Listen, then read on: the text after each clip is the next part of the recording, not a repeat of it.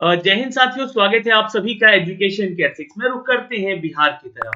बिहार में अगर हम बात करें शिक्षा विभाग को लेकर, तो लगातार कई वैकेंसीज के अपडेट बैक टू बैक आते जा रहे हैं। लेकिन सरकार से, आयोग से, उन सभी विभागों से मैं ये पूछना चाहता हूं कि क्या सिर्फ बिहार में शिक्षा विभाग में ही नौकरी है, या अन्य विभागों की जो नौकरियां निकली हुई है, जो वैकेंसीज आई हुई है, उनको भी खत्म करना है। तो मैं लगातार इसके ऊपर बोलता हूं कि देखिए, सरकार को इसके ऊपर विचार करना चाहिए। अभी 2 महीने पहले तक अगर देखा जाए, तो शिक्षा विभाग के अलावा हर एक विभाग एक्टिव था। हर एक विभाग से वैकेंसीज के अपडेट आ रहे थे। चाहे वो स्वास्थ्य विभाग हो, चाहे वो गृह विभाग हो, चाहे वो बीपीएससी हो, किसी भी विभाग की अगर मैं बात करूं, तो हर एक विभाग से जो है नई वैकेंसीज के अपडेट देखने को मिल रहे हैं।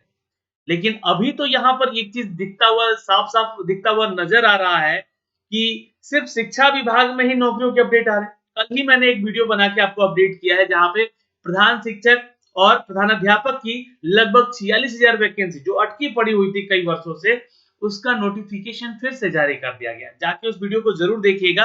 अगर आप योग्य अभ्यर्थी है तो आवेदन भी जरूर कीजिएगा। अब यहाँ पर जो है, आजकल ये वीडियो इंपॉर्टेंट है, क्योंकि न्यूज अपडेट है, और जो चीजें विधान परिषद में हुई हैं उनका मैं अपडेट आपको यहाँ से देने जा रहा हूँ। खबर कुछ अच्छी है, खबर कुछ बुरी भी है। इस वीडियो को ध्यान से देख लीजिएगा। और इस वीडियो को वो छात्र देखेंगे जो कि शिक्षा विभाग से जुड़े हुए और नौकरी पाना चाहते हैं शिक्षा विभाग में। लेकिन खबर बुरी उनके लिए है जो कि पहले से कार्यरत है, वो अतिथि शिक्षक है, वो गेस्ट टीचर है। उनके लिए खबर कुछ बुरी भी है। नियोजित शिक्षक को विशिष्ट राज्यकर्मी दर्जा जो मिलने जा रहा था, उसमें कुछ अटेम्प्ट्स को लेकर भी यहाँ पे अब मुहर लग चुकी है। ये 5 अटेम्प्ट आपको मिलने वाले हैं। और ट्रांसफर को लेकर क्या बातें कही गई हैं, ये जानेंगे हम इस वीडियो के माध्यम से। तो वीडियो को एक बार लाइक और शेयर कर दीजिएगा, हर वो अपडेट ऑफिशियली पाने के लिए। दोस्तों, तो खबर से शुरुआत करते हैं, और ये खबर पहले विधान परिषद की है, जहां पे ये सारी चर्चाएं हो रही थी। जहां पर स्कूल में सहायक और परिचारी जैसे नियुक्तियों के बारे में चर्चा हुई है। आपको बता दें कि शिक्षा मंत्री ने यह साफ साफ अब कर दिया है कि सहायक और परिचारी के वैकेंसीज को लिया जाएगा। अब ये सहायक और परिचारी का वैकेंसी कैसे लिया जाता है, मैंने आपको इसके ऊपर एक वीडियो ऑलरेडी बनाया हुआ है। पहले देखिए, इसमें जो भी वैकेंसी, जितनी भी वैकेंसीज आएंगी, वो 50% उन छात्रों को पहले सेलेक्ट किया जाता है जो छात्र यहाँ पर आश्रित है। किसके ऊपर? वैसे लोगों के ऊपर आश्रित थे जिनके माता पिता कहीं ना कहीं इस विभाग में कार्यरत हैं और उनकी अकस्मात मृत्यु हुई है। तो आश्रितों के लिए पहले ये 50% सीट भरा जाएगा। जो सीटें बचेंगी 50% के अलावा, उन 50% के साथ जोड़ के भी दे दिया जाएगा फ्रेश वैकेंसीज में। यानी कि ये वैकेंसीज दोनों के लिए है। अब इसके ऊपर जो चर्चाएं हुई हैं, ध्यान से सुन लीजिएगा। विधान परिषद में शुक्रवार को बजट सत्र के प्रथम पाली में तारांकित प्रश्न के तहत डॉक्टर संजीव कुमार सिंह ने यहाँ पे स्कूल में अध्यापक सहायक, यानी कि जो असिस्टेंट टीचर की रिक्रूटमेंट ली जाती है ना। एक तो पोस्ट है, आपका ध्यान रखिएगा, असिस्टेंट टीचर की वैकेंसीज होती है, और उसके अलावा परिचारी की वैकेंसी होती है। तो अध्यापक सहायक और परिचारी के पद पर मृतक आश्रितों की नियुक्ति नहीं होने का मामला उठाया। तो ये जो है विपक्ष की तरफ से जो है यहाँ पर सवाल पूछे गए इसको लेकर। तो इसके जवाब में मंत्री जी ने यहाँ पर, जो कि हमारे शिक्षा मंत्री विजय कुमार चौधरी जी हैं, इन्होंने कहा कि स्कूल में विद्यालय अध्यापक सहायक और परिचारी की नियुक्ति की जाएगी। प्रथम चरण में विद्यालय सहायक के पद का सृजन किया जा रहा है। क्योंकि देखिए, ये पदों का सृजन हो चुका है, यहाँ पे बातों को सिर्फ घुमाया गया है ना। ये सृजन हो रहा है, इन्होंने कहा है, लेकिन ये सारा का सारा रोस्टर आ गया था। मैंने वीडियो भी बनाया था कि कितने वैकेंसीज आ सकती है। प्रथम चरण में विद्यालय सहायक और पद का सृजन किया जा रहा है। सृजन की प्रक्रिया पूरा होने के बाद परिचारी के लिए कार्य किया जाएगा, जिसके बाद सभी तरह की नियुक्तियां यहाँ पे शुरू हो जाएंगी। तो ये एक अपडेट था, अच्छी खबर है आपके लिए कि ये वैकेंसीज जल्द ही अपडेट होकर आ जाएगी। अब यहाँ पर जो है एक सवाल पूछा गया अतिथि शिक्षकों को लेकर। तो यहाँ पर देखिएगा, अतिथि शिक्षकों को नहीं होगा नियमितीकरण, यानी कि आप लोगों को जो भी अतिथि शिक्षक के रूप में यहाँ पे कार्यरत हैं, उनको यहाँ पे जो है रेगुलर जो तौर पे, यानी कि उनको राज्यकर्मी या फिर कहे तो नियमित शिक्षक नहीं बनाया जाएगा।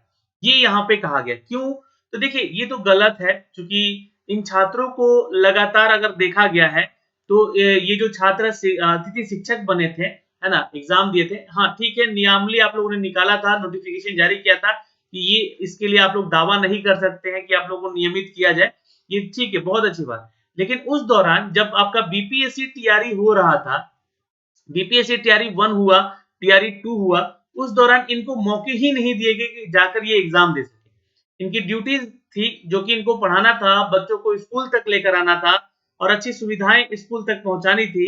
ये बहुत ही कड़ाई के प्रेशर में भी, मतलब अभी भी आपको बता दें कि इनको सैलरी तक नहीं मिली है 6-6 महीने तक।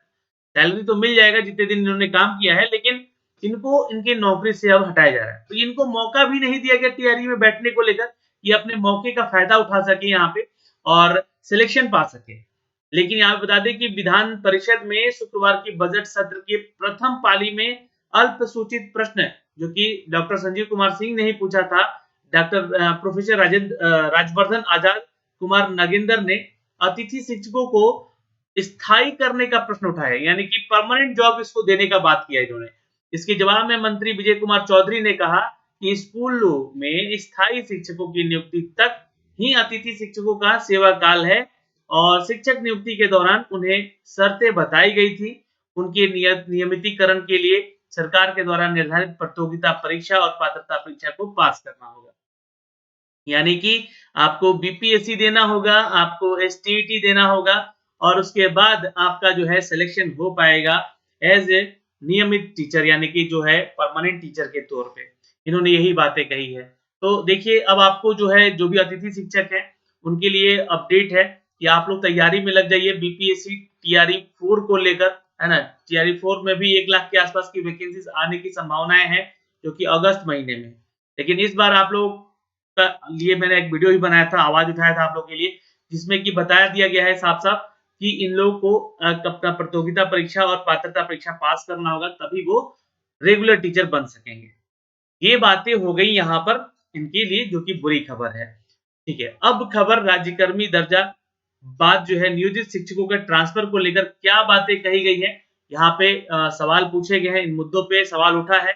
इनको जो है राज्यकर्मी बनाया जाएगा और इनको ट्रांसफर का जो नियम है उसको फॉलो कैसे करना होगा। नवल किशोर यादव ने नियोजित शिक्षकों के राज्यकर्मी का दर्जा देने के बाद इच्छित जगह, यानी कि जहां पे वो चाहते हैं उनकी नियुक्ति का मुद्दा उठाया है। इसके जवाब में मंत्री विजय कुमार चौधरी ने कहा है कि राज्यकर्मी का दर्जा मिलने के बाद सरकार के द्वारा निर्धारित ट्रांसफर प्रक्रिया का पालन करना होगा, यानी कि उनको जहां भी ट्रांसफर किया जाएगा उनको वहां जाना होगा। नियोजित शिक्षकों की नियुक्ति स्थायी स्तर पर हुई है, इसकी वजह से उनकी नियुक्ति की प्रक्रिया स्थानीय स्तर पर कार्य क्षेत्र में सीमित रहे। राज्यकर्मी का दर्जा मिलने के बाद वे कहीं भी जा सकेंगे। इसके साथ साथ पदस्थापन के लिए सरकार ने नियोजित शिक्षकों के लिए 3 मनचाही जगह का लिस्ट भी मांगा है, जिसके आधार पर कार्रवाई होगी। अब ये आपको कैसे मिलेगा, देखिए एक न्यूज और है यहाँ पर कि आपका जो है, जो भी शिक्षक एग्जाम देंगे आपके सक्षमता परीक्षा, तो इसमें बोला भी है कि सदन में सरकार का ऐलान जो हुआ है सक्षमता परीक्षा को लेकर कि इसके लिए आपको 5 मौके दिए जाएंगे। ठीक है, 3 ऑनलाइन मिलेगा और 2 ऑफलाइन आपको मिलेगा परीक्षा। ठीक है, अब इसमें जो आपका मेधा सूची बनेगा, मेधा सूची के आधार पर ही आपको ये 3 जिलों में एक शीट तबादला किया जाएगा, यानी कि आपका मन चाहा हुआ जो जिला आपने सिलेक्ट किया है वो मिल पाएगा। अब ये जो 5 अटेम्प्ट है, इसमें से एक कोई अटेम्प्ट मतलब आपको पास करना है। ऐसा नहीं है कि मतलब अच्छा स्कोर लेकर आ गए तो आपको अपना मिलेगा। हाँ, अटेम्प्ट आपने पास किया और आपका जो मेधा सूची तैयार हुआ, उसके आधार पे आपका स्कोर वगैरह देखा जाएगा। आपको अपने जिला में, यानी 3 जिले जो आपने सिलेक्ट करके दिए हैं यहाँ पे, उन 3 जिलों के लिए आपको वहां पे सिलेक्ट करके भेज दिया जाएगा। शिक्षा विभाग विशिष्ट शिक्षक का नियोजक है और ये मोहर लग चुका है, ये फाइनल डिसीजन आ चुका है, यहाँ पे तारांकित प्रश्नों का ये उत्तर दिया जा चुका है। अब इसके ऊपर शिक्षा जो भी शिक्षक हैं उनका क्या प्रक्रिया आता है, वो तो देखने योग्य बातें हैं। और शिक्षा मंत्री विजय कुमार चौधरी ने कहा कि स्थानीय निकाय से नियोजित शिक्षकों को सक्षमता परीक्षा के आधार पर विशिष्ट शिक्षक बनने का बाद पोस्टिंग के लिए 3 जिलों का विकल्प का प्रावधान किया गया है। इन शिक्षकों को 3 बार ऑनलाइन और 2 बार ऑफलाइन एग्जाम देना है। 5 में से किसी एक परीक्षा में से पास करने पर वो राज्यकर्मी यानी कि विशिष्ट शिक्षक बन सकेंगे। यहाँ पे देखिएगा तो विधान परिषद में शिक्षा मंत्री भाजपा के नवल किशोर यादव, जीवन कुमार और राजीव कुमार के अल्पसूचित प्रश्नों के उत्तर दे रहे थे। यहाँ पे प्रश्नकर्ता ने कहा कि शिक्षकों को बहुत दूर से स्कूल भेजने से बच्चों की पढ़ाई पर असर पड़ेगा। विशिष्ट शिक्षक का नियोजक शिक्षा विभाग होगा। विशिष्ट शिक्षक का जिला कैडर है। और मंत्री ने स्पष्ट किया कि पदस्थापन के बाद शिक्षकों के स्थानांतरण के लिए सरकार की नियमावली पर लागू होगी। भाजपा के प्रमोद कुमार हैं, तारांकित प्रश्नों के उत्तर दिए हैं। शिक्षा मंत्री के बिहाफ में उन्होंने कहा है कि बीपीएससी से चयनित शिक्षक और शिक्षिकाओं को 3 जिलों का ऑप्शन के मुताबिक यहाँ पे मेधा सूची के आधार पर पदस्थापन किया गया है, उसी तरह इनको भी किया जाएगा। भविष्य में नियमावली के आधार पर ही स्थानांतरण का आपको मौका मिलेगा। यानी कि आपके ट्रांसफर नियम को लेकर भी यहाँ पे साफ-साफ इनका रुख यही है कि आप लोगों को जो मौके होंगे, जो आपके ट्रांसफर होंगे, वो आपके अब स्कोर के ऊपर डिपेंड करेगा, आपकी मेधा सूची के आधार पे डिपेंड करेगा, है ना? कि अच्छा स्कोर लेकर आइए और ये 3 जो इच्छित जिला है, आप उस जिले में तबादला अपना करवा सकते हैं। नियमित नियुक्ति को लेकर यहाँ पे अतिथि शिक्षकों का सेवा में यहाँ पे जो बात कही है, इनको लेकर भी एक ध्यान रखिएगा, बहुत इंपॉर्टेंट है कि जैसे कि इन्होंने कहा कि जदयू के संजीव कुमार सिंह और राजवर्धन आजाद ने अल्पसूचित प्रश्न के उत्तर में शिक्षा मंत्री ने कहा कि वैकल्पिक व्यवस्था के तहत नियमित नियुक्ति होने तक अतिथि शिक्षक की सेवा काल का प्रावधान है। ये अतिथि शिक्षक वाला ही न्यूज़ है, यहाँ पे भी दे दिया गया है ना? वो हाई स्कूल और विश्वविद्यालय दोनों में अतिथि शिक्षक जितने भी हैं, उनके लिए यही व्यवस्था है कि आप जब तक वहाँ पे नियमित शिक्षक रिक्रूट नहीं होते, तब तक आप वहाँ पे बने रहेंगे। अभी तक इनका सैलरी अपडेट नहीं किया गया है, इनको सैलरी भी नहीं मिला है अभी तक 6 महीने का। लेकिन यहाँ पे बता दें कि ये जल्दी आप लोग को मिल जाएगा, लेकिन ये आप लोग को रेगुलर परमानेंट टीचर करने की बातों पे मुहर नहीं लगी है, ये आपकी बुरी खबर है आप लोग की। ठीक है, अब यहाँ पर देखिएगा तो सक्षमता परीक्षा को लेकर अब एग्जाम हो रहे हैं, है ना? ये एग्जाम अभी 6 मार्च तक चलेगा और जिनका भी एग्जाम का एडमिट कार्ड मिल पा रहा है, वो कुछ न कुछ गड़बड़ियां भी उनके देखने को मिल रही हैं। सक्षमता परीक्षा आवेदन जांच में मिले फर्जी शिक्षक, अब तक 71 की संख्याएं यहाँ प्राप्त हुई। अब ये कैसे फर्जी शिक्षक हैं? तो नालंदा में कई की डिग्री ऐसी है जिनके तार 21 जिलों से जुड़े हैं, एक डिग्री पर कई भर्तियां इन्होंने की है।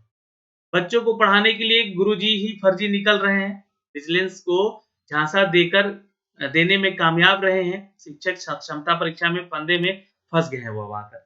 क्योंकि देखिए ये एग्जाम लेने के पीछे भी एक सरकार की मंशा थी कि ऐसे शिक्षकों को बाहर किया जाए। सक्षमता परीक्षा नियोजित शिक्षकों को राज्यकर्मी का दर्जा देने का मकसद से ही हो रहा है। इस परीक्षा में आवेदनों की जांच भी हो रही है। टीईटी, एसटीईटी और एसटीईटी सर्टिफिकेट पर कई जिलों में कार्यरत फर्जी शिक्षकों की पहचान भी हो रही है। नालंदा जिला में सूची माध्यमिक और निदेशालय को लेकर यहाँ पे जारी करने पर भी उनके एडमिट कार्ड को निकालने तक भी ये रोक लगाया जा रहा है। तो ये एक अच्छी अपडेट है, अच्छा स्टेप है ये, है ना? दरअसल परीक्षा में ने जो है परीक्षा एक ने पास की और उसी नाम और रोल नंबर पर कई शिक्षक बहाल कर दिए गए। विभाग ने इसे गंभीरता से लिया है और सबसे बड़ा खुलासा जो है सीटीईटी को लेकर हुआ है। यानी कि एक ही सीटीईटी नंबर पर 5 लोग शिक्षक बने हुए हैं। यह स्थिति ऐसी है कि किसी एक जिले की है नहीं, बल्कि अधिकतर जिलों में ऐसे देखने को मिल सकते हैं। नालंदा के डीईओ राजकुमार ने बताया कि जिन शिक्षकों का टीईटी, सीटेट या एसटीईटी प्रमाण पत्र दूसरे जिलों के शिक्षकों के द्वारा भरे गए आवेदन पत्र में दिए गए प्रमाण पत्र के नंबर से मिलते हैं, उनकी सूची माध्यमिक शिक्षा निदेशालय को भेज दी गई है। अभी तत्काल एडमिट कार्ड पर रोक लगा दिया गया उनके, और विभागीय निर्देश के बाद आगे की कार्रवाई भी की जाएगी। तो ये कुछ फर्जीवाड़े की तरह से शिक्षकों का पकड़ाव हो रहा है। जैसे कि केस ये है कि एक सीटेट का नंबर पर 5 शिक्षक तैनात हैं, यानी कि ये नंबर है सीटेट का, ठीक है? जो सर्टिफिकेट नंबर है। सीतामढ़ी में इनमें इनके नाम दिए गए इन लोगों के, है ना? कटिहार में भी हैं, बेगूसराय में, भागलपुर में और नालंदा में ऐसे लोग पकड़े गए हैं, ठीक है? 5 शिक्षक। शिक्षकों के एक ही सर्टिफिकेट है, मतलब सर्टिफिकेट नंबर है ये, और इसी सर्टिफिकेट नंबर पर जो है, जो कि वो अन्य 2 शिक्षक ऐसे हैं जो कि कार्यरत हैं। अच्छा, एक एसटीईटी नंबर पर 3 जिलों के शिक्षकों के बारे में, एक टीईटी नंबर पर 4 हैं, मतलब एक ही नाम के 4 लोग हैं। तो ऐसे भी यहाँ पे लोग पाए गए हैं। शेखपुरा, रोहतास, बक्सर में भी ऐसे टीईटी एक ही नंबर है, टीईटी का सर्टिफिकेट नंबर उसी के नंबर पे और नाम सेम है, जिसकी वजह से वो अलग-अलग जिलों में तैनात है। और एक ही शिक्षक 2 स्कूल में कार्यरत है, ऐसी भी सूचनाएँ मिली हैं। तो ये सब फर्जीवाड़े में लेकर जो है ना, टोटल 71 लोगों को पकड़ा गया है और इनको यहाँ से बाहर किया जाएगा। तो ये प्रमाण पत्रों की जांच जरूरी है और हो सकता है कि सक्षमता परीक्षा लेने के पीछे भी सरकार की ये मंशा रही है कि इसमें जो है हम इनको बाहर कर सके ऐसे लोगों को जो कि कार्यरत है। तो ये सारी सूचनाएं थी दोस्तों जो कि हमने आप तक साझा किया है इस वीडियो के माध्यम से।